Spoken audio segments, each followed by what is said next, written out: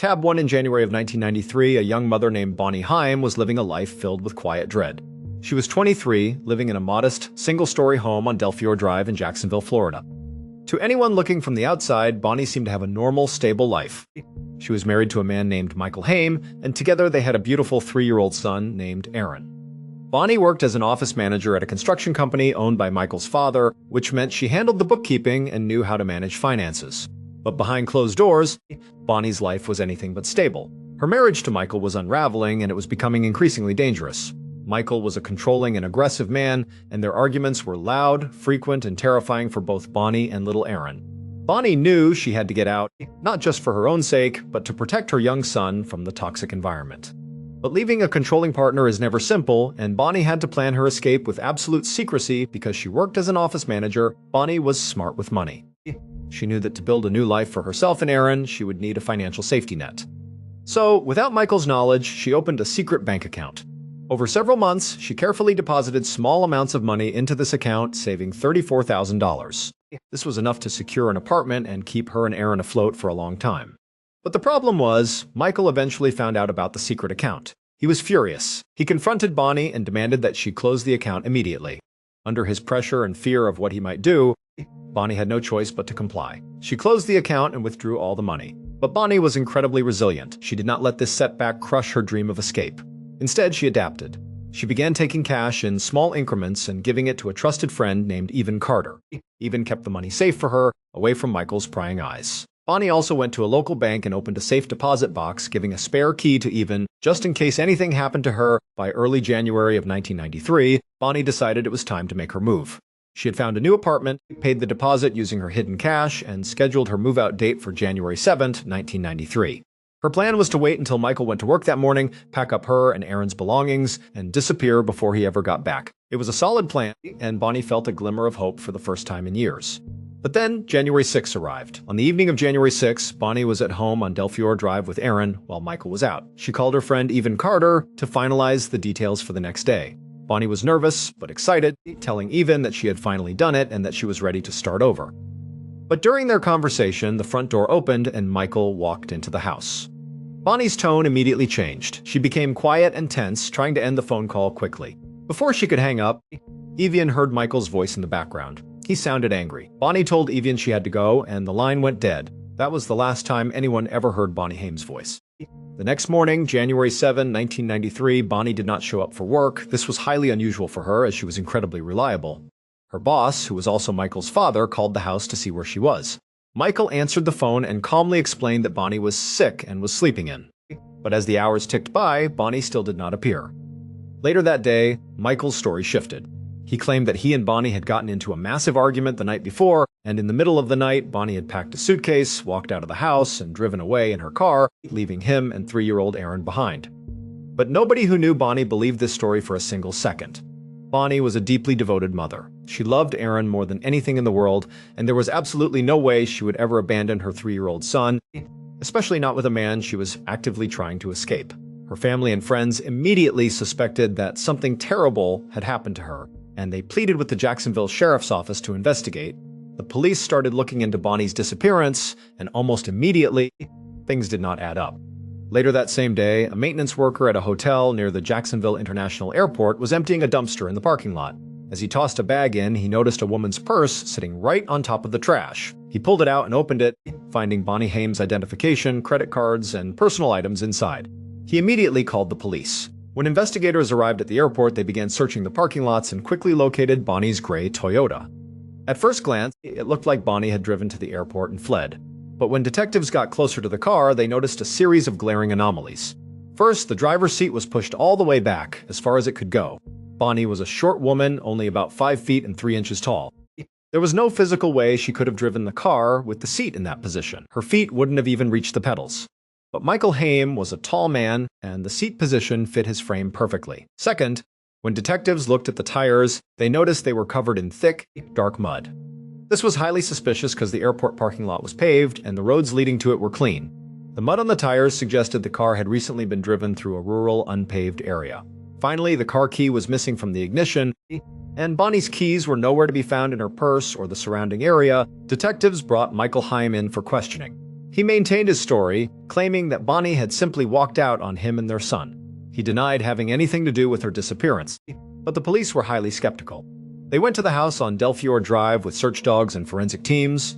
They searched the house, the backyard, and the surrounding woods, looking for any sign of Bonnie or any evidence of a struggle. But the problem was, they found absolutely nothing. There was no blood, no signs of violence, and no physical evidence of a crime. Without a body or physical evidence, they could not arrest Michael. But there was one witness to whatever had happened on the night of January 6.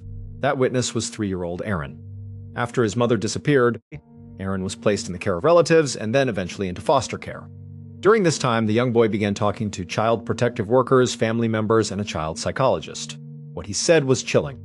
Despite being only 3 years old, Aaron was very clear about what he had seen. He told a social worker that Daddy hurt Mommy, he said that Daddy shot Mommy, and that Mommy was sleeping. He even said that Daddy put Mommy in the water and that Daddy could not find his gun. When the child psychologist interviewed Aaron, the boy repeated these details with haunting consistency. He even drew pictures of what he described. The police were deeply disturbed by the boy's statements, and they tried to use them to build a case against Michael. And so, despite the boy's declarations, no charges were filed against Michael. In the years that followed, Michael fought a bitter custody battle. He wanted his son back, but Bonnie's family fought desperately to keep Aaron away from him, believing that Michael was a cold-blooded killer. Eventually, Aaron was placed in a foster home and was later adopted by a loving couple named the Fraziers. Aaron legally changed his last name to Frazier, trying to distance himself as much as possible from the biological father he despised and feared. Michael Haim eventually gave up, packed up his things, and moved away from Jacksonville, eventually settling in North Carolina. He rented out the house on Delfiore Drive to a series of tenants, and the property slowly began to fall into disrepair. The backyard swimming pool, once a place of family gatherings, became cracked, filled with stagnant water, dirt, and overgrown weeds. Fast forward to 2004. Aaron Frazier was no longer a helpless 3-year-old boy. He was a young man, and he had never forgotten his mother, nor had he ever wavered in his belief of what had happened to her. He decided to use the civil court system to seek some form of justice. Aaron Frazier filed a wrongful death lawsuit against his biological father, Michael Haim. It was a bold and difficult legal move, especially since Bonnie's body had still never been found. But Aaron was determined. The civil trial took place, and Aaron's legal team presented all the circumstantial evidence, including the car seat at the airport, the mud on the tires, Michael's controlling behavior, and Aaron's own childhood statements. In a civil court, the burden of proof is lower than in a criminal court, and the jury was thoroughly convinced. In 2005, the court ruled in Aaron's favor, awarding him a massive multi-million-dollar wrongful death judgment against Michael Haim. But Michael did not have millions of dollars in cash to pay his son. Instead, as part of the settlement and court orders to satisfy the judgment, the deed to the childhood home on Delfiore Drive was ordered to be transferred from Michael Haim to Aaron Frazier. It took several years for all the legal red tape to clear, but by 2014, the transfer was finally complete. At 24 years old, Aaron Frazier was officially the owner of the house where his mother had vanished 21 years earlier. For Aaron, this property was not a nostalgic or happy place. He had not lived there since he was 3 years old, and the handful of memories he had from being in that house were basically all bad. It was a place of loud fights, fear, and the sudden traumatic loss of his mother. But now that he owned the property, he decided he wanted to do something productive with it. He wanted to completely renovate the house and the yard, turning a place of tragedy into a beautiful home where he could perhaps start his own family or sell it for a fresh start. He decided the best place to start his renovations was the backyard. In December of 2014, Aaron rented a large excavator to begin the demolition work. The backyard was dominated by the old concrete swimming pool, which was now an eyesore and completely unusable. Aaron climbed into the driver's seat of the excavator, pulled the safety bar down, and started the loud diesel engine. He gripped the control levers, feeling the heavy vibration of the machine. He pushed the lever forward, and the massive metal bucket dipped down, cutting into the thick slab of concrete surrounding the pool. Debris went flying everywhere, and Aaron felt a deep sense of satisfaction. There was something incredibly therapeutic about tearing down the physical remnants of his painful past. He pressed the lever again, ripping off another chunk of concrete, watching the old pool crumble into pieces. By early afternoon, Aaron had successfully demolished and cleared out the pool. He then swung the excavator's bucket over to the outdoor shower area, which was located right next to where the pool had been. He dug the bucket deep into the concrete base of the shower and pulled back. But as soon as the bucket ripped through the concrete, a massive geyser of water shot high into the sky.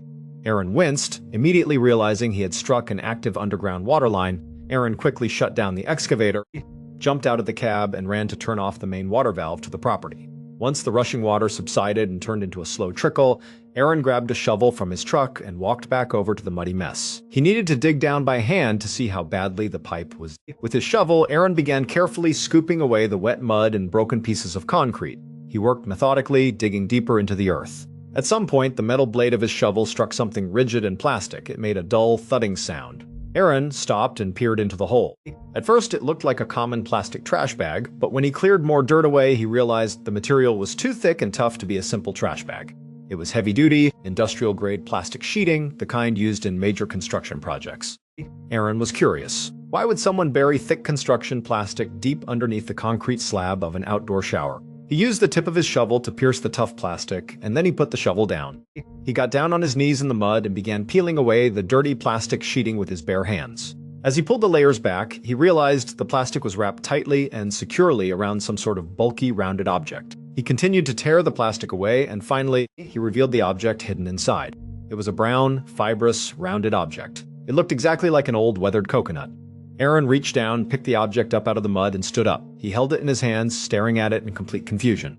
He wondered why on earth anyone would take the time to wrap a single coconut in waterproof industrial plastic and bury it deep under a concrete shower slab. It made absolutely no sense.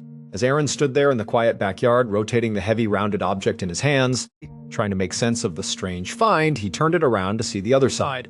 And when he saw the back of this supposed coconut, his heart stopped and he let out a terrifying scream. The object in his hands was not a coconut at all.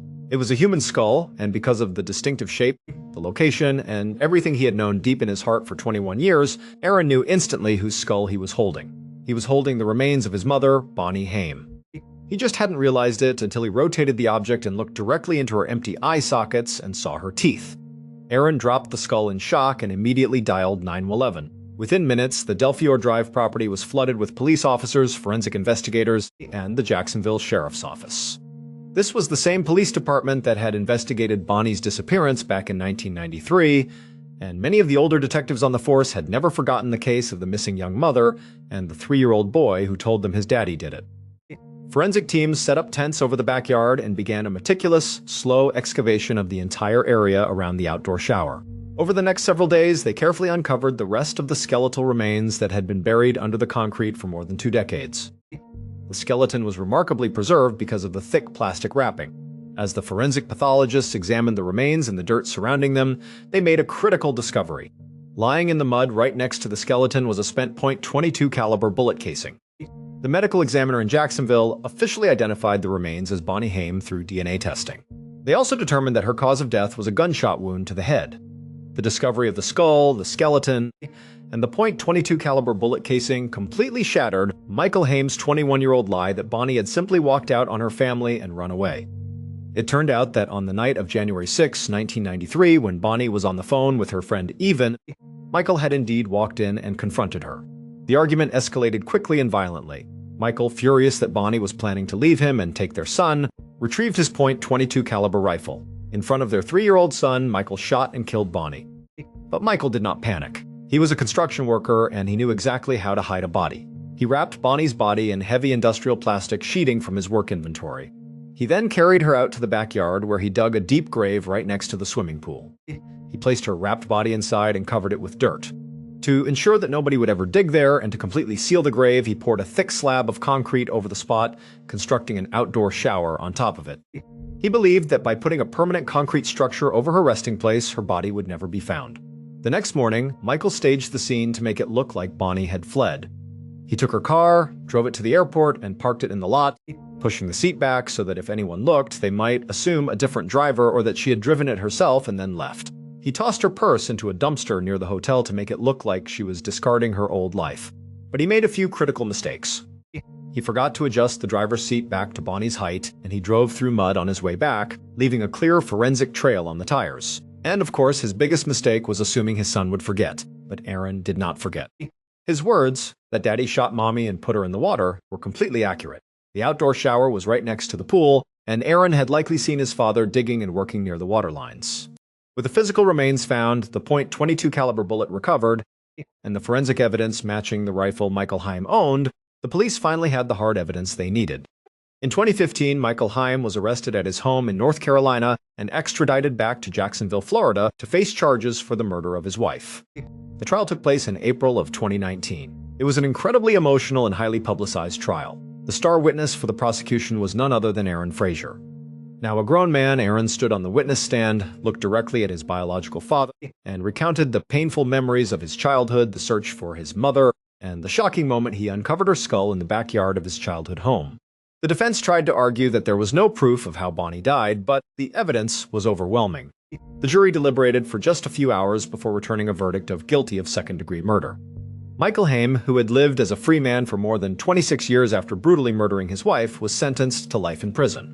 For Aaron, the verdict brought a profound sense of relief and justice, but the emotional scars of his childhood will never truly heal. He had spent his entire life carrying the burden of a truth that no one would believe, only to literally dig up that truth with his own hands in the very yard where he once played. But the story of Aaron Frazier is not the only time a sudden discovery turned a cold case completely on its head.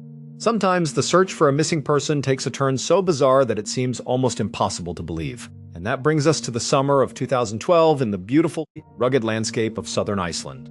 Around lunchtime on August 25, 2012, a young woman named Grace was standing in a public restroom in front of a mirror, carefully applying her makeup. She was in the middle of a solo bus tour across the country, and after days of dusty roads and long hours of travel, she was feeling tired and a little bit disheveled.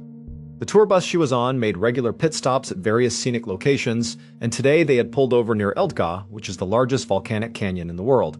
Typically, these stops were meant for the tourists to stretch their legs, eat some lunch, and hike around to take in the breathtaking views. But on this particular afternoon, Grace didn't feel like hiking. She wanted to use this break to freshen up and make herself feel clean again. While Grace was inside the restroom, someone knocked on the door. She quickly called out an apology, but she didn't rush. She finished putting on her eyeliner, took her hair down, and then tied it back up into a tight, high ponytail. She also decided to change her clothes. She took off the dark, heavy sweatshirt she had been wearing all morning and stuffed it into her backpack, pulling out a fresh, light-colored shirt instead. Her backpack itself was a light, cream-colored bag, which she slung over her shoulder. Once she was done, she stepped out of the restroom and into the gravel parking lot. Across the lot, she saw her tour bus idling, and several other members of her group were already boarding. Grace walked quickly across the gravel, stepped onto the bus, and slid back into her window seat. A few minutes later, the bus driver stood up at the front of the cabin to perform his standard head count. This was a routine procedure he did at every single stop to ensure that no tourists were left behind in the remote Icelandic wilderness. Normally, Grace paid absolutely no attention to this. She would just look out the window, listening to music or reading, but today she noticed that the driver was taking a really long time. He walked up and down the aisle, mumbling to himself, counting again and again. He looked visibly stressed. Finally, he turned to the passengers and announced that they could not leave because a member of their tour group was missing. The group decided to wait on the bus, hoping the missing person would wander back soon. But after an hour of waiting with no sign of anyone, the driver grew seriously concerned and called the police. Eldga is a massive, deep canyon with steep volcanic walls and treacherous debris at the bottom. It is incredibly easy for an inexperienced hiker to lose their footing, slip into a crevice, or get completely disoriented. In the harsh Icelandic climate, being lost in a canyon like this could quickly become a life-or-death situation. When the police and local search and rescue teams arrived, they immediately set up a command center and began interviewing the tourists on the bus to get a description of the missing person. Some of the passengers recalled seeing a young woman of Asian descent who had been wearing a dark sweatshirt and carrying a light-colored bag. They remembered her leaving the bus at the start of the lunch break, but they hadn't seen her return. Now, Grace was of Asian descent, but she had not personally paid attention to who was on or off the bus. When the police asked for volunteers to help search the area, Grace, being a kind and civic-minded person, immediately agreed. She wanted to do her part to help find this poor, lost tourist. For the next 15 hours, Grace and dozens of other searchers scoured the massive canyon. She was grouped with another tourist and a professional search and rescue officer. They walked in a strict grid pattern, scanning the rocky terrain, calling out into the wind. As evening turned to night, the search grew more intense. The Icelandic authorities called in additional rescue personnel and a helicopter equipped with powerful searchlights. The canyon was filled with the deafening roar of the helicopter blades and the sweeping beams of white light cutting through the darkness. The search went on all through the night, but by 3 a.m. there was still absolutely no sign of the missing woman. Exhausted, shivering, and barely able to keep her eyes open, Grace finally decided to take a break. She walked back to the parked tour bus, intending to get a few hours of sleep before the search resumed at dawn. She sat down in her seat and opened her light-colored backpack to grab some makeup wipes to clean her face. But as she reached into the bag, her fingers brushed against the fabric of her old dark sweatshirt. She froze. She pulled the sweatshirt out of her bag and stared at it. Then she looked down at her light-colored backpack. She thought about the description of the missing tourist. A young woman of Asian descent, wearing a dark sweatshirt, carrying a light-colored bag. A cold sweat broke out across her forehead. The realization hit her like a physical blow. The missing tourist they had been desperately searching for, the person she had spent the last 15 hours looking for in the freezing cold canyon, was her. It turned out that a series of minor, completely innocent mistakes had snowballed into a massive multi-agency search operation. First, earlier that morning, before they even arrived at the canyon, the bus driver had made an error during his head count. He had accidentally counted one extra person who wasn't actually there. So, when he did his head count at Elja and came up one short, he assumed someone was missing, when in reality, everyone was accounted for. Second, when the other passengers described the woman who had left the bus, their description was technically correct. She was of Asian descent, wearing a dark sweatshirt and carrying a light bag. But because Grace had gone into the restroom, changed her clothes, put her hair up in a ponytail, and applied makeup, she looked completely different when she got back on the bus. Nobody recognized her as the same woman. And Grace, completely unaware of the driver's head count error, had no idea they were looking for her. Embarrassed but relieved, Grace immediately walked over to the bus driver and the search coordinators and explained the mix-up. She walked straight up to them with the sweatshirt in her hands. The search was called off, and the rescue teams, though tired, were incredibly relieved that the missing tourist was safe and sound, even if she had been helping them search for herself the entire night. Thank you so much for watching. Let me know what you thought of today's episode in the comments. And remember, we have a whole playlist of true crime episodes ready for you to binge right now. Until next time, Sierra Tare woman vanished without a trace, until her own son dug up the truth 21 years later.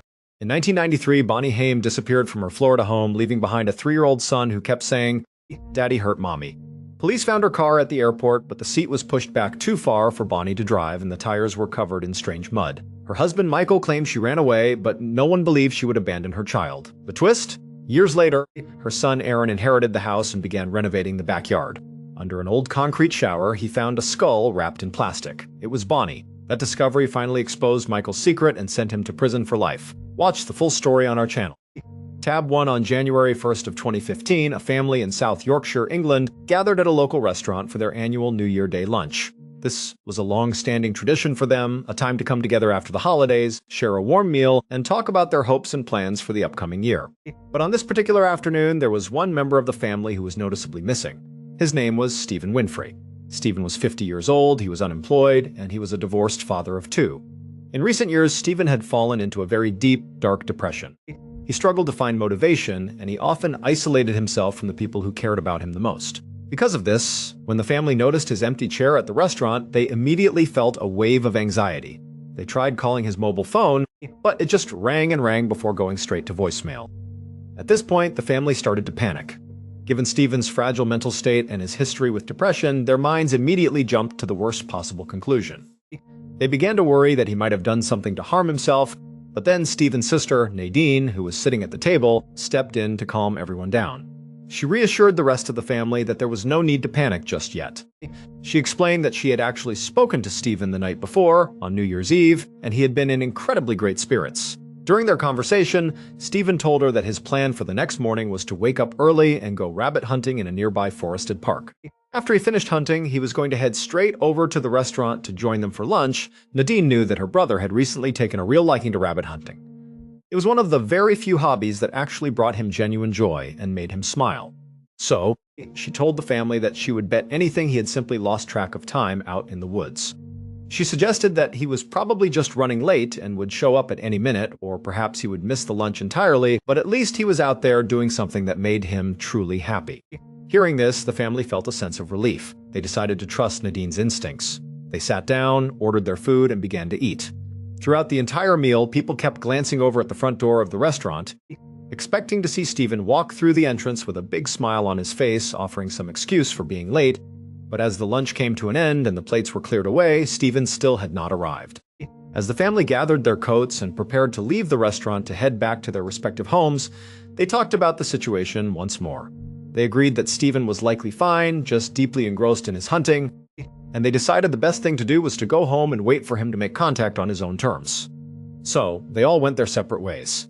But by the following morning, which was January 2nd, the worry returned. The family members began calling and texting each other, only to discover that still, absolutely no one had seen or heard from Stephen. He had not returned to his home and his phone was still going straight to voicemail. At this point, they knew deep down that something was seriously wrong.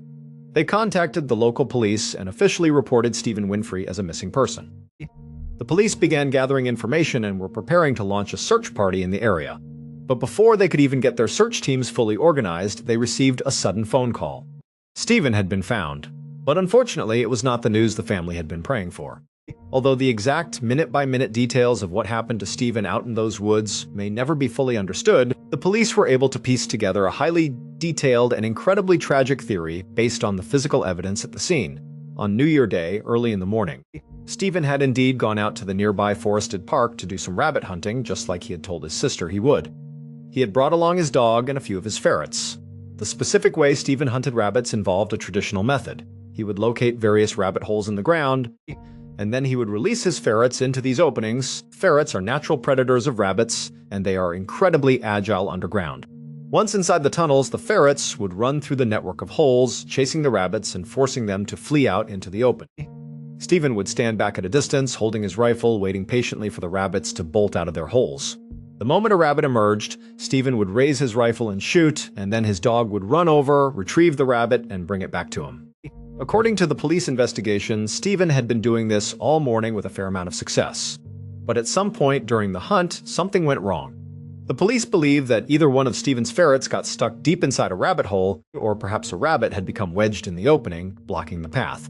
Whatever the case was, Stephen decided he needed to take a closer look inside one of these rabbit holes. He walked over to the opening, but because it was dark and narrow, he could not see anything from a standing or crouching position. So, Stephen got down on his hands and knees on the cold, damp ground. He leaned forward and decided to stick his head directly into the opening of the rabbit hole to peer inside. The problem was that the entrance to this rabbit hole was extremely narrow, and the ground was tightly packed. Once Stephen forced his head inside the opening, his head became tightly wedged. When he tried to pull himself backward, he realized with horror that he was stuck. He could not get his head out. The physical evidence left behind at the scene painted a terrifying picture of what happened next. All around the outside of the hole, the police found deep, frantic divots in the dirt.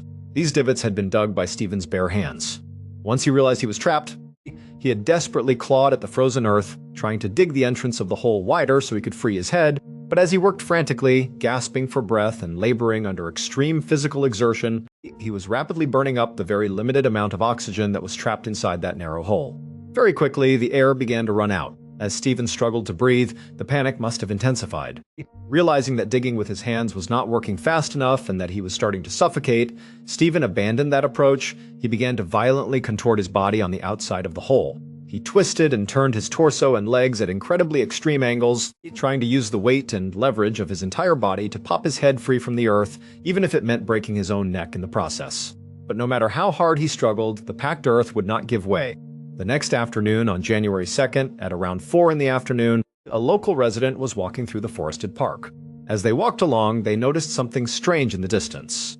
They walked closer and were shocked to see a man's body protruding from a hole in the ground at a highly unusual and extreme angle. The walker immediately called the police. When the emergency services arrived, they confirmed that Stephen was dead. The medical examiner later determined that he had died of suffocation. His death was officially ruled a tragic and bizarre accident rather than a suicide. As for Stephen's dog and his ferrets, they were found waiting faithfully near his body, completely unhurt. Before we move on to our next story, I want to take a moment to talk about today's sponsor, Current. Nowadays, virtually everything we do in our daily lives is done either exclusively online, or we have a very convenient option to do it online. I think we can all agree that this represents massive progress. Personally, I opt for the online option virtually every single time, whether I am ordering food, buying gear, or managing my schedule. But there is one major area of our lives that has seemed remarkably slow to evolve, and that is banking. It is truly shocking to me that even today, many traditional banks still require us to physically go into one of their brick-and-mortar locations just to handle basic aspects of our accounts. I do not know about you, but I absolutely do not like the idea of sitting in front of a bank representative, feeling rushed and stressed while making major financial decisions, especially when there is literally a line of people waiting behind me. It is incredibly inconvenient. But after signing up with Current, which is a fantastic mobile banking app, all of those headaches disappeared. Once you sign up, they send you your very own custom debit card, and after that, absolutely everything is done online through their sleek app. They have an amazing rewards program, and they also feature a great savings program called Savings Pods, which helps you organize and grow your money easily. There is no more pressure, no more waiting in lines, and no more inconvenience. It is just money management done exclusively online, the way it honestly should be. And right now, Current and I are teaming up to give away $10,000 to you guys. The way it works is very simple. You just go download the Current app using the code MrBallen, and once you do, you could be one of 20 lucky people who will receive $500 directly from this promotion. It is a great opportunity, so make sure to check it out. Now, let us get back to our stories. Brian Joplin was born in 1972 and was raised in a very small, close-knit town in Oklahoma called Hugo. Growing up, Brian was a very big, solid guy, and because of his impressive size, his peers and coaches always encouraged him to play football. Brian did play, and he was quite good at it, but football was never his true passion. His real love had always been working on cars. He loved the smell of the garage, the sound of a powerful engine, and the satisfaction of fixing things with his hands. He was an exceptionally skilled mechanic. Even at a young age, after he graduated from high school, Brian decided to stick around Hugo for a while, working at a local auto body shop. But as the months passed, he began to get this nagging feeling that he was meant to do something much bigger and more impactful with his life. So, in 1992, he made the decision to enlist in the United States Navy. This was a moment of immense pride for his entire family, but especially for his grandfather.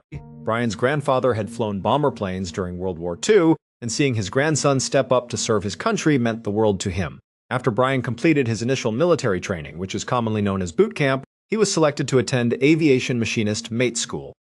This is a highly specialized military technical school that teaches sailors how to maintain, troubleshoot, and repair all the complex mechanical systems on military aircraft. Because Brian was already a highly talented mechanic before he ever joined the Navy, the school was a breeze for him. The complex concepts came to him completely naturally. Once he graduated from the aviation school, the Navy sent him to his very first duty station, which was located out in California. Brian joined his new aviation unit and immediately stood out. Even though he was one of the most junior sailors in the entire hangar, he quickly became recognized as one of the single best mechanics in the unit. While he was stationed in California, Brian's personal life also began to flourish. He met a woman named Belinda, and the two fell deeply in love and got married. Over the next several years, Brian's military career took the family to Texas and a few other locations. Through it all, Brian continued to shine both at work and at home. He and Belinda started building a beautiful family, eventually welcoming 2 daughters into the world. By all accounts, Brian's life was going exactly according to plan. He had a great career, a loving wife, and beautiful children. But then Brian made a terrible mistake. Fast forward to October 4th of 2005. Brian was 32 years old at the time, and he was currently deployed with his unit to the country of Bahrain, which is a small island nation located in the Persian Gulf. On that particular day, Brian, along with 2 other mechanics from his unit and 2 Navy pilots, had been tasked with a routine mission. They were scheduled to fly from their base in Bahrain north to Kuwait, which is another nation bordering the Persian Gulf. This was a very routine flight, lasting only about an hour. It was a trip that the crew had already made multiple times during this deployment, and because of that, no one was particularly excited about it. In fact, Brian and the other crew members were dreading the flight because they knew it would be incredibly monotonous and boring. But Brian decided that he was going to find a way to make this trip a little more interesting. He decided he was going to perform a stunt. Brian and the other 2 mechanics loaded their gear into the cargo area, which is the large passenger cabin in the back of the military helicopter. Meanwhile, the 2 pilots climbed into the cockpit up front. Within a matter of minutes, the helicopter lifted off the ground, climbed to an altitude of 125 feet, and began careening forward out over the open waters of the Persian Gulf at a speed of over 120 miles per hour. For this flight, Brian and the other 2 mechanics had decided to keep the large rear loading ramp of the helicopter in the down position. This ramp folds up and down to allow cargo and personnel to enter and exit, but keeping it open during flight is actually a very common practice in the military. Flying with the ramp down or the side doors open provides the crew with an absolutely incredible, unobstructed view of the landscape below, and more importantly, it lets a massive, refreshing breeze sweep through the hot cabin. A few minutes into the flight, when the helicopter was far out over the blue waters of the Persian Gulf, Brian decided that it was the perfect time to perform his stunt. He looked across the loud cabin at the other 2 mechanics. Because of the deafening roar of the helicopter engines and the rushing wind, it was impossible to hear anyone speak unless they used their military headsets. But Brian and his fellow mechanics had no intention of talking about this stunt over the headsets because they did not want the pilots in the cockpit to know what they were up to. So, Brian simply used hand signals to communicate with his buddies. They were completely in on the plan, and when they saw Brian's signal, they both grinned. One of the mechanics immediately reached into his pocket and pulled out a camera, holding it up and getting ready to capture the moment. Then Brian did something incredibly dangerous. He reached down and disconnected his official military helicopter safety lanyard. Inside any military helicopter, there are numerous heavy-duty metal rings called eyelets secured tightly to the floor, walls, and ceiling. These eyelets are designed to secure cargo, but they are also meant to secure the people inside. Sailors wear a specialized heavy-duty safety belt that has a thick strap coming off the front of it. At the end of this strap is a locking carabiner, which they clip onto one of the metal eyelets on the floor. This lanyard is designed to keep you from falling out of the aircraft in the event of sudden turbulence, a sharp turn, or a sudden loss of altitude. But instead of using this approved safety gear, Brian reached for a piece of gear that had been custom-made for this stunt. It was a length of simple nylon rope that had been rigged to look like a crude safety harness. On one end of this 10-foot rope, there was a metal carabiner, and on the other end, there was a loop tied with a slip knot. Brian, or perhaps one of his buddies, had constructed this rope harness specifically for this stunt. Brian took the loop end of the rope, put it over his head, pulled it down to his waist, and then cinched the slip knot tight around his midsection. Then he carefully stood up in the shaking helicopter and walked toward the open rear ramp. He bent down and clipped the carabiner end of the 10-foot nylon rope into one of the metal eyelets on the cabin floor, right where the floor transitions into the downward-sloping ramp. With the crude safety line secured to the helicopter, Brian turned back, looked at the other two mechanics, and gave them one final thumbs up. Then he got down on his hands and knees and began slowly crawling backward down the open ramp. When he reached the very edge of the ramp, where the metal met the open air and the rushing wind, Brian reached out with his left hand and grabbed one of the metal rings built into the ramp itself, securing a tight grip. Then, with his right hand, he reached over and gripped the metal framing on the side of the ramp. Once he felt confident in his hold, Brian slowly lowered his legs and his lower torso off the edge of the ramp into the empty air. The moment his legs cleared the metal ramp, the powerful 120-mile-per-hour wind rushing beneath the helicopter immediately swept his legs upward, holding them completely horizontal in the air, making him look as if he were flying. Brian kept his arms tucked tight near his chest, holding on for dear life, but once he felt his body stabilize in the wind, he slowly extended his arms forward. He was now officially doing what the crew called the Superman stunt. The moment Brian was in this horizontal flying position, the mechanic with the camera leaned forward and began snapping photos of him hanging off the back of the aircraft. Brian knew he was getting his picture taken, and he braced himself against the incredible force of the wind, holding on as tight as he possibly could. After a few moments, the photos were done, and the mechanic gave Brian a thumbs-up signal to let him know he could come back inside. Brian began trying to pull his body back up onto the metal ramp. But as he tried to pull himself against the relentless force of the wind, his hands slipped the instant he lost his grip. The 120-mile-per-hour wind violently whipped his body backward, away from the helicopter. The only thing that prevented him from instantly plummeting to the water below was the crude nylon rope tied around his waist. Brian desperately tried to reach out and grab the ramp again, but the wind had pushed him too far away, and he was now dangling helplessly behind the helicopter. As the wind pulled his body backward with immense force, the nylon rope around his waist began to slide upward. It slid up his torso until it stopped directly under his armpits, wrapping tightly around his chest. At this point, Brian knew that if he raised his arms, the rope would slide right over his shoulders and off his body, and he would fall to his death. So he kept his arms pinned tightly to his sides, trying to keep the rope in place. But because the rope had been tied with a slip knot, the massive drag of the wind pulling his body away from the helicopter caused the knot to tighten. The rope squeezed his chest tighter and tighter, compressing his lungs and making it completely impossible for him to draw a breath. Within seconds, the lack of oxygen caused Brian to lose consciousness. The moment Brian passed out, his entire body went completely limp. His arms, which had been pinned to his sides to hold the rope in place, fell away and went loose. With nothing holding the rope down, the powerful wind whipped his limp arms over his head, and the nylon loop instantly slid up over his shoulders, off his head, and completely off his body. Brian Joplin fell 125 feet through the air, crashing into the Persian Gulf below, where he died. Following a thorough military investigation into the tragedy, at least 8 service members were disciplined and punished for their involvement in the incident, including the 2 mechanics who had watched and photographed the stunt. However, the exact details of their punishments were never made public. In the late 1860s, a group of rugged American explorers emerged from the deep wilderness of Wyoming and went straight to a local newspaper office. They claimed they had discovered an absolutely otherworldly, magical place, and they wanted to share their story with the world. The newspaper editors sat down with their notepads, and the explorers began describing this unbelievable landscape. They said they had found a massive wilderness, and right in the middle of it, there were giant, boiling lakes that were colored neon green, bright yellow, and deep red. They claimed that some of these lakes would violently shoot columns of boiling water high into the sky, and they described breathtaking waterfalls, majestic snow-capped mountains, and massive herds of bison, elk, wolves, and bears roaming completely free. The newspaper editors listened to this incredible description, took down all the notes, and then politely told the explorers that they were sorry, but their newspaper did not publish science fiction. But as we know today, those explorers were not lying. They were describing an area that would eventually become Yellowstone National Park. Yellowstone is a massive expanse of protected wilderness that sits directly on top of an active supervolcano. Those boiling neon-colored lakes are very real, and they are known as geothermal hot springs. They are the direct result of groundwater flowing deep beneath the earth and making contact with massive underground magma chambers, heating the water to extreme temperatures. Today, Yellowstone is one of the most popular tourist destinations in the world, drawing millions of visitors every single year. Because of this massive influx of tourists, the park has to employ hundreds of workers year-round to keep everything running smoothly. Many of these seasonal employees are young college students who travel from all over the country to work there for the summer. To make things easier for these young workers, the park offers them very low-cost or even free housing inside the park. These are essentially dormitory-style buildings spaced out across the park, allowing the employees to live right on site near their workstations.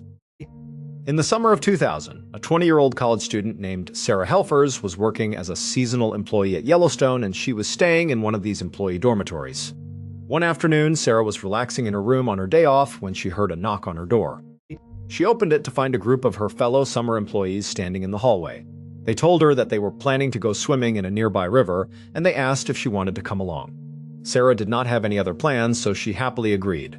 She put on her bathing suit, grabbed a towel, packed some snacks, and joined the group. They piled into a couple of cars and drove over to a dirt parking lot that sat right on the edge of a dense, expansive forest. They parked their cars, got out, and located a trailhead that led directly into the thick trees. The group walked along this forest trail for a while until the path finally cleared, bringing them out onto the banks of a beautiful river known as the Firehole River. The river got its unique name because during certain times the surface of the water would steam, giving the distinct impression that the river was actually on fire. The reason for this steam was that some of the water feeding into the Firehole River passed near the underground magma chambers, warming the river up. Unlike the boiling hot springs, however, this river was only mildly warm, making it completely safe and incredibly comfortable for swimming. Sarah and her friends walked down to the edge of the water and jumped in. They had an absolutely fantastic afternoon, swimming around, splashing each other, and playing games. They had originally planned to only stay for a couple of hours, but they were having so much fun that they completely lost track of time. Before they knew it, the sun had fully set, and darkness had completely blanketed the area. They finally climbed out of the river and began drying off with their towels, but they quickly realized they had a serious problem. Because they had not planned on staying past sunset, absolutely no one had brought a flashlight. To get back to their cars in the dirt lot, they would have to walk back through the dense forest trail. But without any light, the forest was pitch black, making it incredibly easy to trip, get lost, or run into some of the large, dangerous wildlife that roamed the park at night. The group debated what to do. Eventually, about half of the group decided that they would just run down the forest trail as fast as they could, hoping to reach the cars quickly and assuming they would be fine. But the other half of the group was too nervous about entering the dark woods. They decided to look for an alternative route that would skirt around the edge of the forest, allowing them to use the natural light of the moon to guide their way. This second group consisted of Sarah Helfers and two 18-year-old boys named Lance Bucci and Tyler Montague. Sarah, Lance, and Tyler stood on the riverbank and watched the first group run into the dark forest and disappear.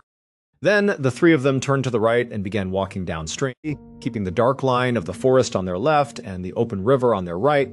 They walked for a while, and eventually, they noticed that the tree line on their left seemed to be thinning out. They saw this as an opportunity to cut to the left and make a straight path toward where they believed the parking lot was located. They made the turn and began walking across a massive open field. The terrain was flat and relatively easy to navigate, with only a few scattered trees. The moonlight was bright, providing them with great visibility, and they felt incredibly relieved that they had chosen this safer, easier path. But as they continued walking, they noticed a series of small, narrow streams cutting across the field ahead of them.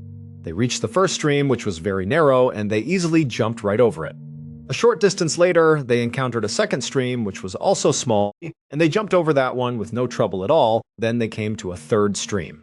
This one was still relatively small, but it was noticeably wider than the first two they had crossed. If they miscalculated their jump, they risked landing right in the water. This would not have been a massive tragedy as they were already damp from swimming, but they still wanted to avoid getting soaked again. They considered walking along the edge of the stream to find a narrower spot to cross, but they estimated that they were only about 100 or 200 feet away from the parking lot. They could not see the cars yet, but they knew they were extremely close, and they did not want to wander farther away just to find a crossing. So they decided they would just jump over it together. They figured that if they fell in, and it would not be a big deal. The three of them backed up a few feet from the edge of the stream to give themselves some running room.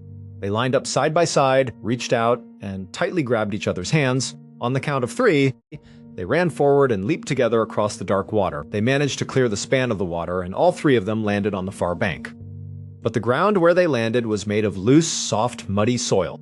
The moment their feet hit the bank, the ground crumbled beneath them, causing them to lose their footing and slip backward. All 3 of them fell backward, directly into the dark stream. In the dim moonlight, this stream had looked identical to the other safe, cool streams they had just crossed. But this particular stream was not normal water.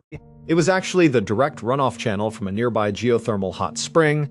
The water in this stream was a staggering 178 degrees Fahrenheit, which is practically boiling.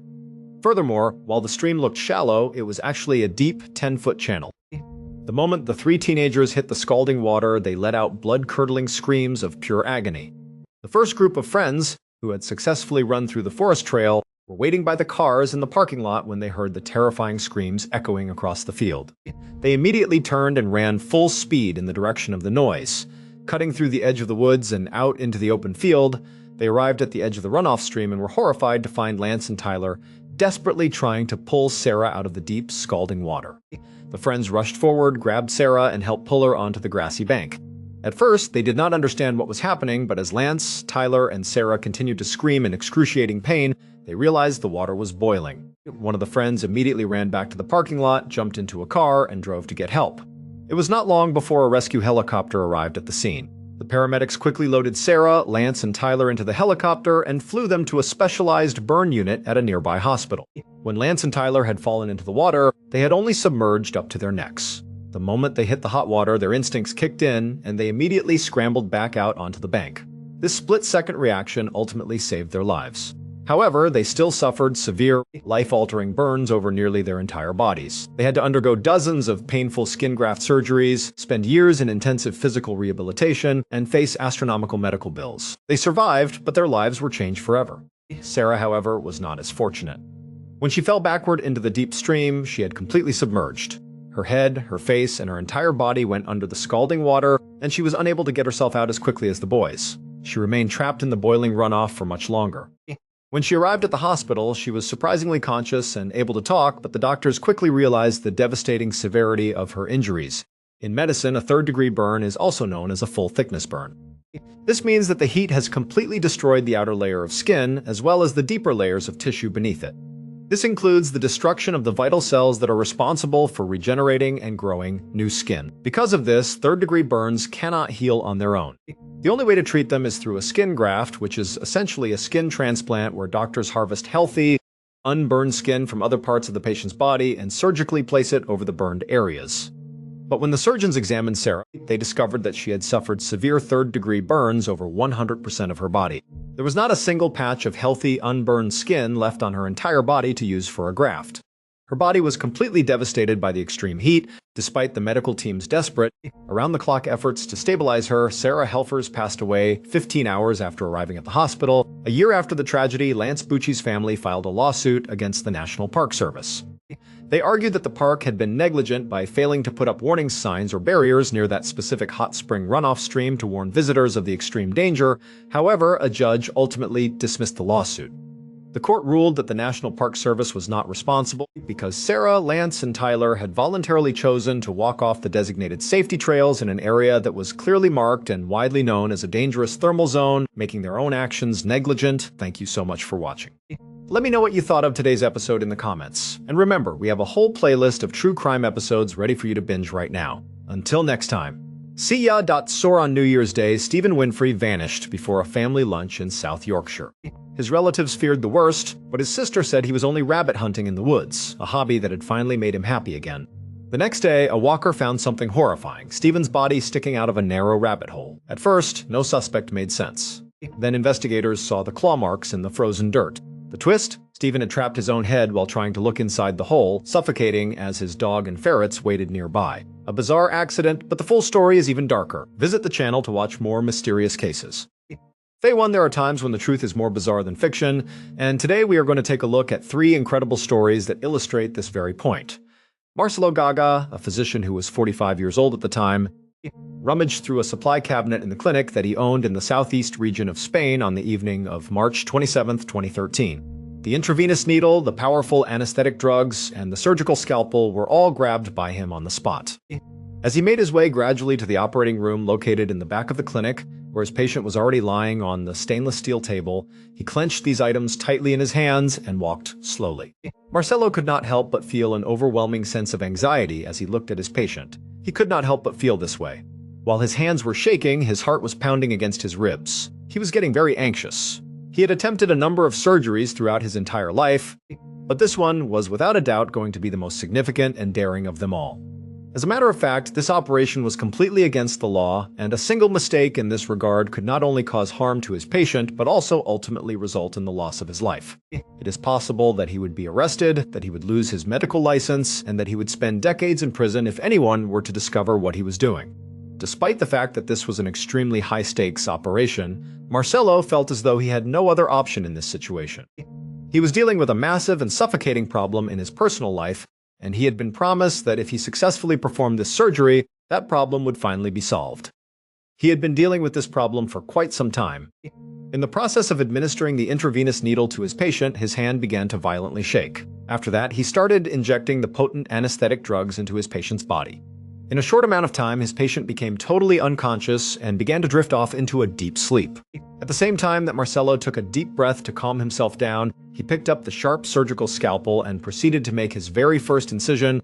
In the early morning hours of April 2013, Marcelo, who was extremely disheveled, exhausted, and emotionally shattered, walked into a local police station in Spain. This occurred a little more than a week later. The small cardboard box that he was carrying was pressed against his chest in such a way that it appeared as though his life depended on it.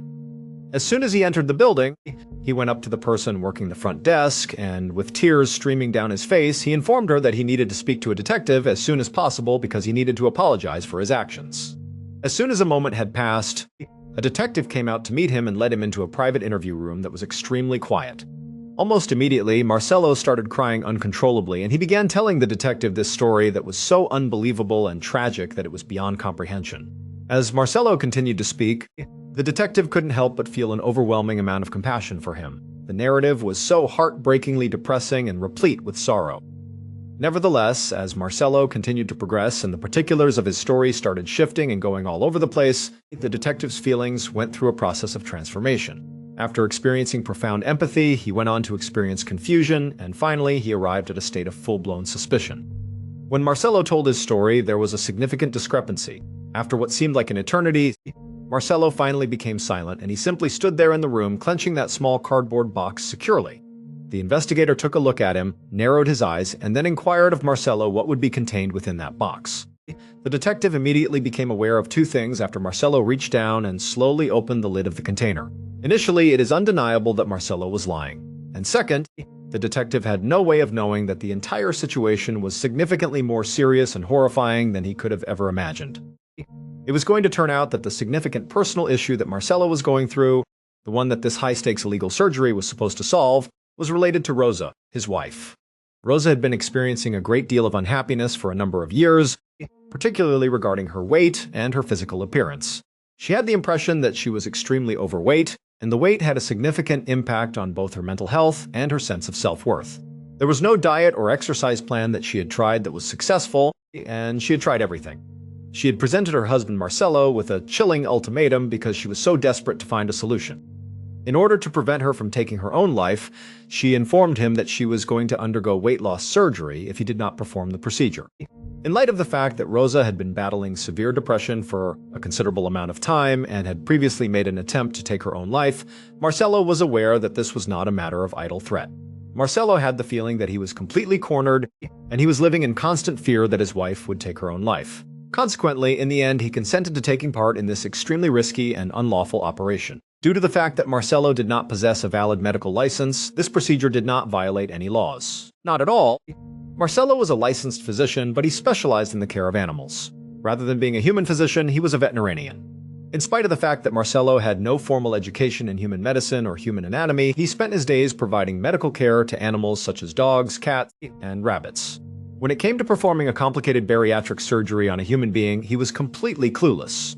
Because of this, the operation went completely awry as soon as he made the initial incision on his wife during the surgical procedure, which took place in the back of his dark veterinary clinic.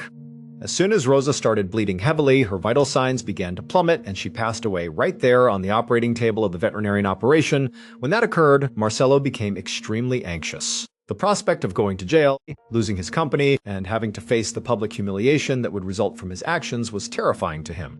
Instead of seeking assistance, he made the decision to deny that she had passed away. Marcelo dismembered his wife's body with the help of his veterinary surgical tools, and then he cremated her remains in the animal incinerator at the clinic, which was typically reserved for the cremation of deceased domesticated animals. Marcelo made an effort to live with the secret over the course of the following week, but the guilt was too much for him to bear. He ultimately confessed to the police at the station where he was arrested. Marcelo, on the other hand, lied to the detective during the initial confession he made to him. He asserted that his wife had committed suicide at their residence, which was believed to be the cause of her death. Marcelo's responses, on the other hand, became completely evasive and illogical when the detective started asking deeply probing questions about the manner in which she passed away, the time at which it occurred, and the reason why there was no record of an emergency call. At that moment, the detective requested that Marcelo demonstrate to him what was contained within the cardboard box that he was already carrying. In the process of opening it, Marcelo discovered the ashes of his wife. That provided the detective with all of the information he required to know. In the event that Marcelo's wife had, in fact, taken her own life a week ago, the detective came to the conclusion that there was no plausible explanation for Marcelo to have immediately cremated her in secret and concealed her death from both her family and the authorities. Quite simply, it did not make sense. There was an immediate launch of a comprehensive investigation by the police, which included the dispatch of forensic teams to search Marcelo's veterinary clinic. Under the illumination of the forensic lights, they utilized sophisticated chemical sprays that were designed to detect minute amounts of blood, and the operating room was illuminated, thereby revealing the indisputable evidence of the heinous crime. After being taken into custody, Marcelo was charged with the murder of his wife. On the other hand, Marcelo was left behind in prison for a period of 4 years while he awaited his trial because of the slow-moving nature of the Spanish legal system. The prosecution presented a devastating case against him when he was finally brought to trial. They detailed how his reckless disregard for human life and his horrific cover-up constituted a major crime. After the jury deliberated and reached a verdict of guilty, the judge handed down an additional 10 years of imprisonment to him. A painful legacy of grief and unanswered questions has been left behind for Rosa's family as a result of the tragic story of Marcelo and Rosa Gaga, which has left the local community completely devastated following the tragic events. Now, let's fast forward to the year 1985, when it is a chilly afternoon in the late winter. A Canadian border security guard was positioned at his post at a busy checkpoint that was situated directly on the border between the state of New York and the province of Ontario in Canada. A light snow was beginning to fall and it was freezing outside. It was dusting the hoods of the dozens of cars that were waiting to cross the border in long, slow-moving lanes. The winter air was freezing. At that moment, the security guard was standing inside his cramped and hot booth, feeling an overwhelming sense of responsibility. The job of working at the border security was not limited to simply checking people's passports and inquiring about whether or not they had anything to declare, according to him. Taking on the role of the nation's first line of defense was the focus of this endeavor. It was his responsibility to ensure that dangerous criminals who were fleeing the United States did not successfully escape into Canada and vanish without a trace. In addition, on this particular day, the Guard and every other border officer along the northern frontier were on a state of heightened alertness. They were in possession of an urgent bulletin that informed them of a highly dangerous fugitive from the United States who was believed to be actively fleeing toward the border with Canada. This man, who went by the name Alex Mangle, was a fugitive who was 30 years old. Alex Mangle had been driving through a suburban area close to New York City when he was pulled over by a local police officer for a routine traffic stop. This occurred just a few days earlier. During that particular stop, however, Alex had suddenly become belligerent. In addition to being able to overpower the officer, he was also able to wrestle the officer's service weapon away from him and then shoot him directly in the head, resulting in his instantaneous death. After that, Alex re-entered his vehicle and sped off. leading to the beginning of a massive manhunt that encompassed multiple states. That Alex was extremely desperate, armed, and dangerous was something that law enforcement was aware of. Authorities were extremely concerned that Alex would attempt to cross into Canada in order to avoid being prosecuted. This was due to the fact that New York City was only about a 6-hour drive away from the border with Canada. A succinct and comprehensive description of the fugitive was included in the bulletin that was distributed to the Border Patrol agents. It was stated that Alex Mangle was a white male who was 30 years old, had brown hair that was beginning to thin, had a prominent forehead, and had a mustache that was very distinct and wispy. This particular description was ingrained in the mind of the Canadian border guard throughout the entirety of his shift. Every time a car pulled up to his booth, he would lean out, look the driver in the eye, and compare their features to the mental image of Alex Mangle. He would do this every time. A young couple on their honeymoon, a man with a car full of camping supplies, a middle-aged woman traveling completely by herself, and a family on their way to visit relatives in Canada were all among the people he observed. To put it simply, none of them resembled Alex Mangle in any way. After conducting checks on dozens upon dozens of vehicles for the duration of his shift, the security guard arrived at the conclusion that he was absolutely certain that the dangerous fugitive had not managed to pass through his checkpoint.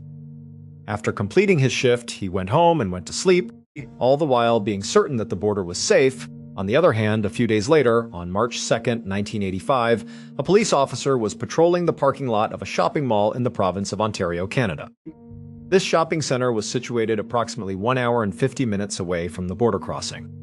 During the course of his patrol, the officer observed a white Toyota that was parked close to the perimeter of the parking lot. The officer made the decision to drive over to the location where the car had been loitering for a considerable amount of time in order to investigate what was going on. Upon arriving at the location, he investigated the interior of the vehicle and discovered a man seated in the passenger seat.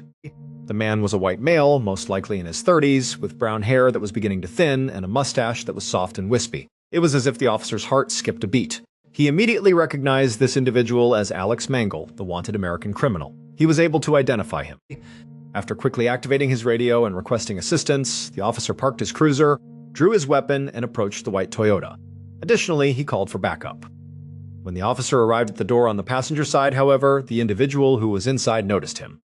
When Alex suddenly found himself in a state of panic, he jumped into the driver's seat, started the engine, and the Toyota sped away from the parking lot. As soon as the officer returned to his cruiser, he began pursuing the suspect at a high rate of speed and took off after him. Within a short period of time, it appeared as though the entire Toronto police force was currently engaged in the pursuit. They pursued the white Toyota through the streets until they finally steered the vehicle into a street that ended before it could continue on. The white Toyota came to a complete stop after it collided head-on with a metal stop sign from the opposite direction. With their weapons drawn, the officers rushed the vehicle in a swarm. As soon as Alex Mangle stepped out of the vehicle, he raised his hands and surrendered without putting up any resistance. Immediately after that, he was taken into custody. Nevertheless, despite the fact that law enforcement was relieved to have this cop killer in custody, they came to the realization that there was a significant thing that they did not comprehend. It is a mystery how Alex Mangle was able to enter Canada despite the stringent security measures that were in place at the border. Every single Border Patrol agent was on high alert, and they were all actively searching for a 30-year-old man with thinning hair and a mustache that was so thin that it was almost invisible.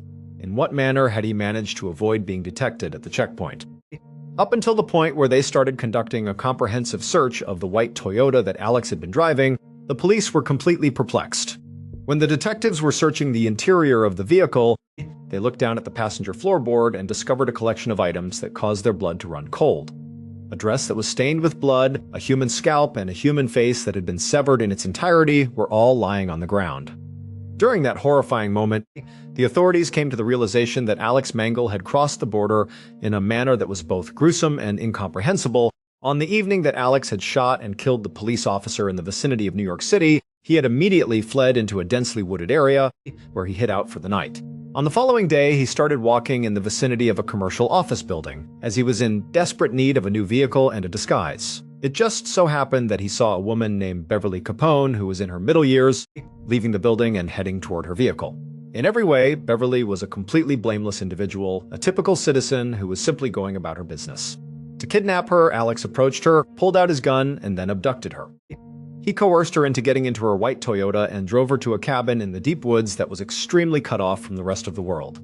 The brutal murder of Beverly Capone was carried out by Alex as soon as they arrived at the cabin. Following that, Alex proceeded to use a sharp knife to carefully cut off Beverly's scalp as well as her entire face, thereby committing an act of utter and monstrous depravity. After putting on Beverly's dress, he proceeded to act as if he were wearing a mask by literally covering his own head with her severed face and scalp. Following that, he re-entered Beverly's white Toyota and proceeded to drive straight to the border checkpoint in Canada. When the Border Patrol agent arrived at the booth, he looked inside the vehicle and saw what appeared to be a woman of middle age who was traveling alone and wearing a dress.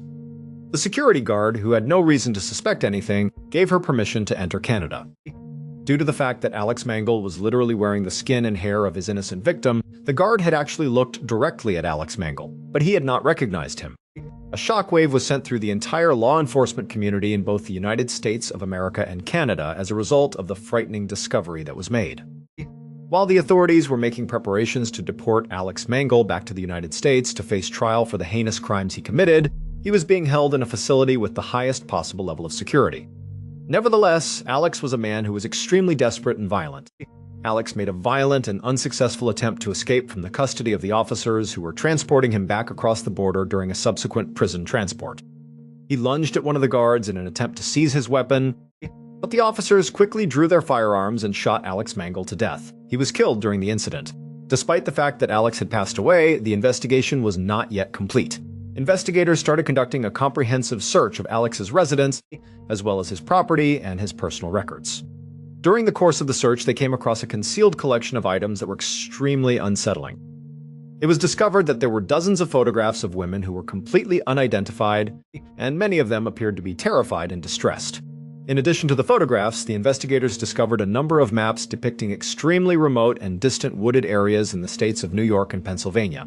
Particular concealed locations were marked with a red marker on these maps. It was immediately suspected by the police that these circles were the locations of shallow graves, and that Alex Mangle was in fact a prolific serial killer who had been operating in the area for years, taking the lives of a great number of innocent people before he was finally apprehended. The vastness of the wilderness and the passage of time prevented any additional bodies from being recovered, despite the fact that search teams accompanied by cadaver dogs were dispatched to a number of the locations that were circled. There is still a chilling mystery that has not been solved regarding the true identities of the women depicted in those photographs, as well as the secrets that are contained within those circled maps. All of Alex Mangle's dark secrets were taken to the grave, leaving behind a legacy of complete and utter terror, as well as a family of victims who will never truly have all of their questions answered. As we move forward in time, let us travel to the early evening of May 2005 in the bustling and densely populated metropolis of New York City. An individual by the name of Simon, who was 18 years old and attending college, was seated inside his bedroom in the apartment that he shared with his older sister, Sharon, at approximately 5 o'clock in the afternoon. In spite of the fact that Simon was supposed to be concentrating on his college assignments because he had a number of significant examinations coming up, his attention had completely strayed away from his textbooks. Rather than that, he was intently concentrating on the screen of his computer and typing furiously. One of the things that Simon was doing was writing on his personal blog, which was something that he enjoyed doing very much. Blogging was a massive cultural phenomenon in the year 2005, and Simon used his blog as a digital diary during that time. Not only did he not write for the purpose of gaining fame or attention, but he was also well aware that almost no one ever visited his page. For Simon, the blog served as a tool for personal development and growth. He was an ambitious and thoughtful young man who desired to keep a record of his daily thoughts, his study routines, his physical fitness, and his goals. He wanted to do this so that in the future, when he had accomplished his goals, he would be able to look back and see how far he had come because he had documented all of these things. On this particular afternoon, however, Simon wrote a blog post that was entirely unique in comparison to anything else he had ever contributed to the internet. He wasn't writing about how he wanted to better himself, about college, or about his personal objectives.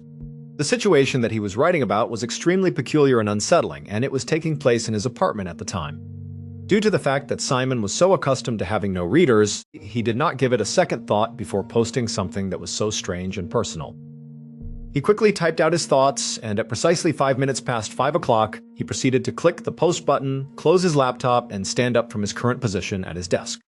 The tranquility of the apartment building was shattered 5 hours later, at approximately 10 o'clock that night, when a large number of law enforcement officers, detectives, and emergency medical personnel rushed through the entrance. They were summoned to the studio apartment that Simon and Sharon shared with one another. After pushing open the door and entering the apartment, the officers proceeded straight to Simon's bedroom as soon as they were inside. On the inside, they found something that was nothing short of a nightmare. The floor was where Simon was lying, and he was completely still. His body was covered in multiple deep stab wounds, and his feet had been bound tightly together with silver duct tape.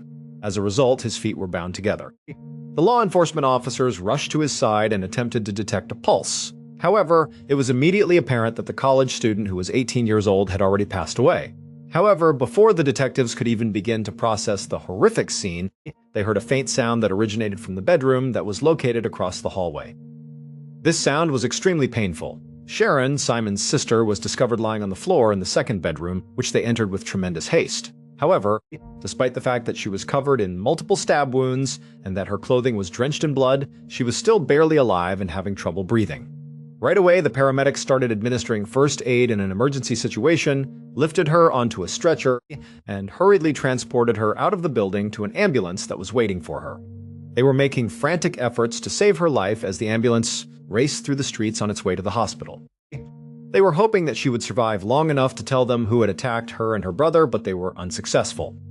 However, unfortunately, Sharon's injuries were too severe to be treated. Sharon had already passed away before the ambulance could arrive at the emergency room, leaving the authorities with two siblings who had already passed away and no explanation whatsoever for the brutal violence that had previously occurred. Over the course of the subsequent 3 days, homicide detectives put in a lot of effort to figure out what happened with the double homicide. There were no indications that the apartment had been broken into, which led to the conclusion that the siblings had either been aware of their murderer or had voluntarily allowed them to enter the apartment. The reputation of Simon as a quiet and devoted student was well known, and he did not have any criminal records or enemies. Sharon enjoyed the same level of popularity and did not appear to have any disagreements with anyone. The detectives were experiencing a great deal of frustration as the case was rapidly becoming less suspicious. On the other hand, a digital forensics detective made the decision to look into Simon's online presence. After coming across Simon's personal self-improvement blog, he started reading through the posts that he had written. A gasp could be heard coming from the detective as he clicked on the very last entry, which was dated May 12, 2005 at 5 o'clock in the afternoon. He came to the realization that Simon's last blog post was in fact a first-person account of the events that transpired in the moments leading up to his own murder. In that very last post, Simon had written about an occurrence that was both extremely peculiar and deeply unsettling. According to what he wrote, the day had been quite peculiar. In his explanation, he stated that a man had rung their doorbell at approximately 3 o'clock late that afternoon. It turned out to be Sharon's ex-boyfriend, and Simon made a note of the fact that the ex-boyfriend was still present in the apartment at the moment. He wrote that he wished the man would leave as soon as possible. Jin Chung Lin was the name of the man who had previously been Sharon's boyfriend. Almost immediately, the detectives began conducting a comprehensive investigation into Jin. During the course of their conversation, they discovered that Jin and Sharon had gone through a breakup that was extremely difficult, emotional, and bitter. Jin, on the other hand, had continued to be deeply obsessed and angry, whereas Sharon had been able to move on with her life. His anger had eventually developed into a desire for violent retribution, and he held a toxic resentment toward Sharon. He blamed her for his unhappiness, and he continued to harbor this resentment.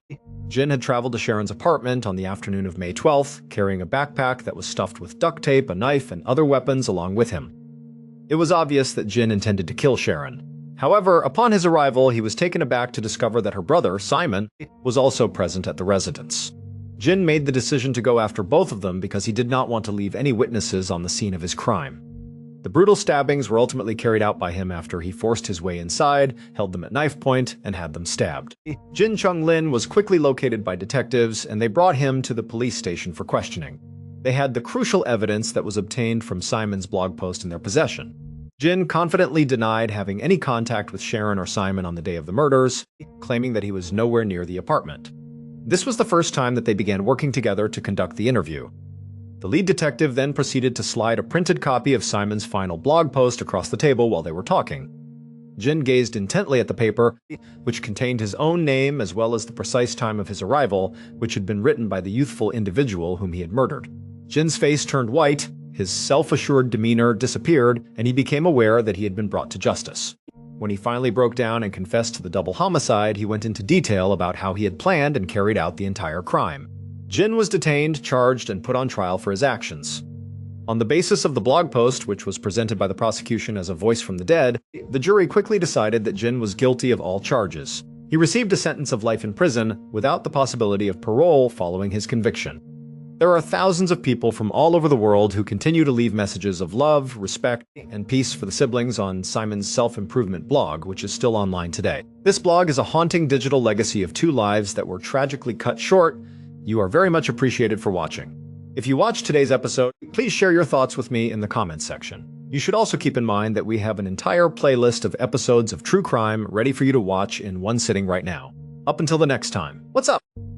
Short, what if a border guard checked a woman's ID, looked her dead in the eye, and let her cross, unknowingly staring at a serial killer wearing his victim's actual face? In 1985, cop killer Alex Mangle was desperately fleeing toward Canada. To escape, he committed an act of pure monstrosity. He kidnapped an innocent woman named Beverly, brutally murdered her, and used a knife to carefully peel off her entire scalp and face. Wearing her dress, he literally strapped her severed face over his head like a mask and drove straight to the border. The guard saw a middle-aged woman traveling alone and waved her through. It was only days later, during a high-speed police chase in Canada, that officers raided his car and discovered the bloody leftovers of his disguise. Want to hear how this horror story ends? Check the full video link in the comments below.